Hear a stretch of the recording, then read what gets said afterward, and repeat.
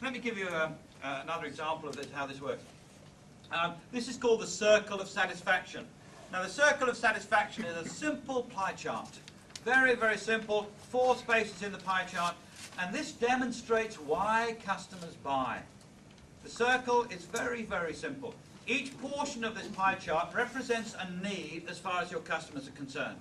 In this case, this customer's got a delivery need, delivery requirement. Maybe he wants delivery on Monday next week. In this case, this customer's also got a price requirement. All customers have an idea of what they want to spend, and that's his price requirement. In this case, he's also got quite a large quality requirement. In most cases, the quality requirement is the largest because, of course, this includes whether it works or not, whether your service or whether your product will do the job. And, of course, that's the most important thing as far as your customers are concerned. And finally, in this case, this customer's got a relationship requirement. He wants a good, long-term relationship with a supplier. 4 different requirements. Each portion of the pie, you'll see, is a different size. And this is because your customers have different value for their needs. Some are more important than others. Now, the nice thing about this circle is, the way it works is this. If you fill the circle, the customer will buy. That's how it works. Fill the circle, the customer will buy.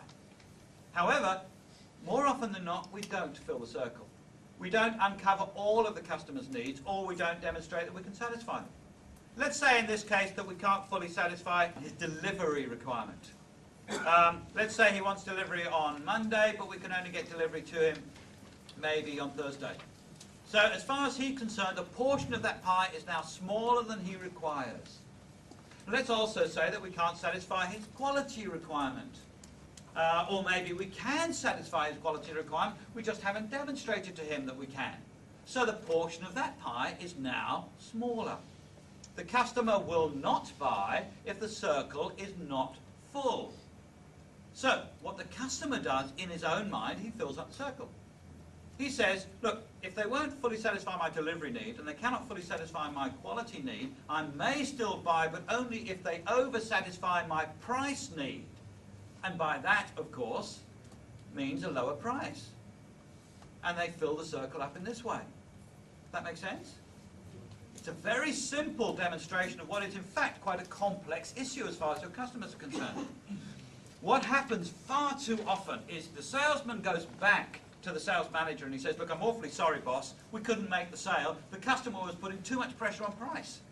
But in fact, the customer only was forced to put pressure on price because his other needs weren't satisfied.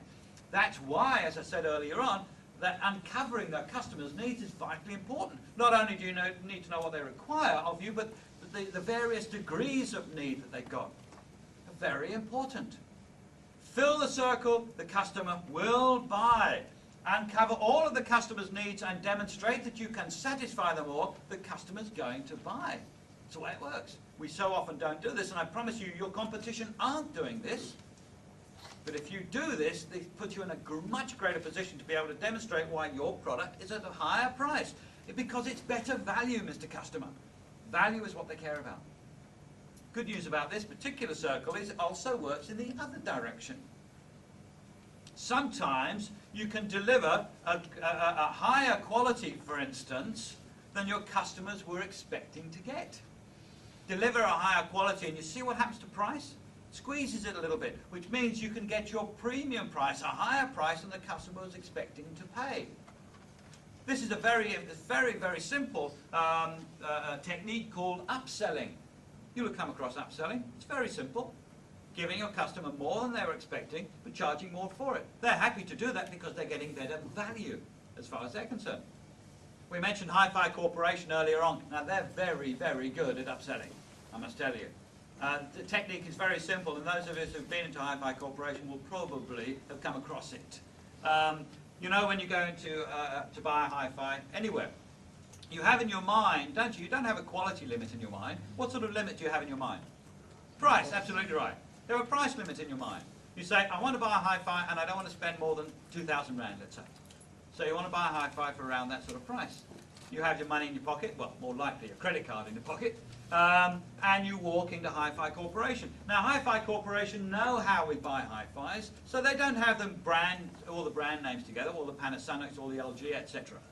They have them in price brackets. So the first row will be Hi-Fis from 800 Rand to 1500, next row 1500 to 2000, next row 2000 to 3000, etc. They know how we buy, so that's how they lay them out.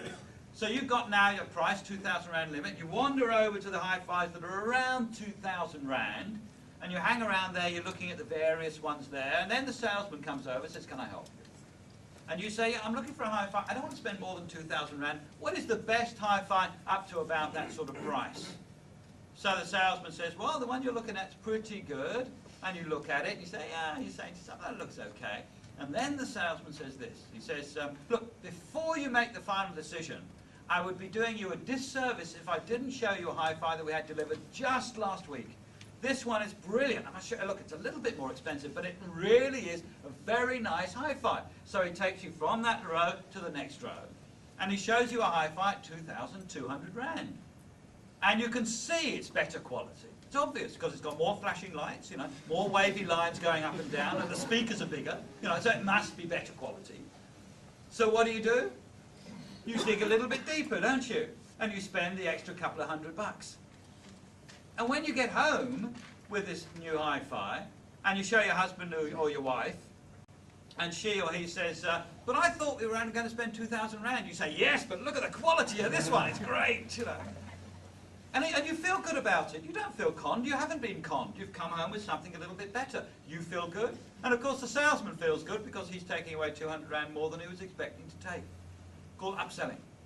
A very simple technique, and it's worked on this circle of satisfaction. Keep that circle in your mind with the customers. Remind yourself you've got to uncover all of the customer's needs. Then once you've done that, now it's open to you to do whatever you want to do. Now you can be looking to get your premium price. Now you can be demonstrating to the customer the value of your product. Not simply the price, but the value.